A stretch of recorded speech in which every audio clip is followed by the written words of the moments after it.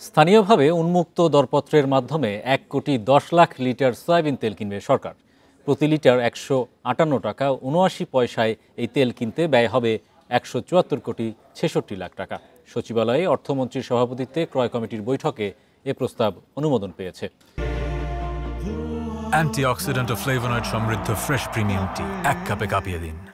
এছাড়া চলতি অর্থ বছরের জন্য আন্তর্জাতিকভাবে উন্মুক্ত দরপত্রের মাধ্যমে 166,75,00,000 টাকায় 50,000 টন গম আমদানি করা হবে।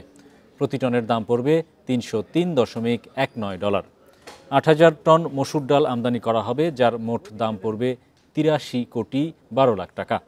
সৌদি আরব থেকে G2G পদ্ধতিতে 253,44,00,000 টাকায় 40,000 টন সার আমদানি করা হবে। অন্যদিকে কর্ণফুলী সার কারখানার জন্য আন্তর্জাতিকভাবে উন্মুক্ত দরপত্রের মাধ্যমে আমদানি করা হবে 30,000 টন গ্র্যানুলা ইউরিয়া সার।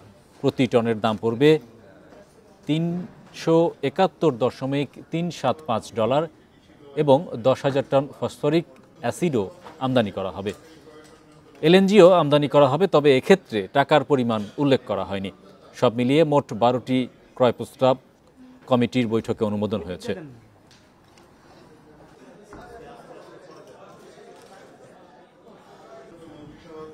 সরকারি ক্রয় সংক্রান্ত মন্ত্রিসভা কমিটিতে মোট শেষমেশ 12টি প্রস্তাব উপস্থাপিত হয়েছে এবং অনুমোদিত হয়েছে। 50,000 মেট্রিক টন গম ক্রয়ের প্রস্তাব।